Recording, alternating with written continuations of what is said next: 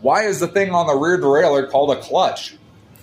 So for those who don't know, you can get a clutch rear derailleur. It has a clutch built into it. Now, let's kind of go into what a clutch is. So when you think of a clutch, you're probably thinking of like a manual transmission car where you have to push the clutch in order to change gears.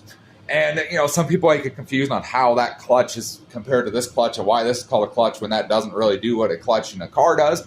And you really have to think about it a different way. You have to think of what that clutch in a car is actually doing. And that clutch is essentially engaging and disengaging the engine and transmission from each other. And pretty much, if you can think of it more basically, it's allowing something to engage and disengage from two separate things to engage and disengage from each other. So let's take a closer look at what the clutch on the derailleur does. So the clutch on a rear derailleur is going to be kind of in this area right in here, kind of where the switch would be. And what that clutch does is it essentially engages and disengages the cage coming down here. So right now, if we go ahead and flip that off, the cage is disengaged from the rest of it. It's still attached, but it is not moving in conjunction with the rest of the derailleur. It kind of moves by itself, moves really freely.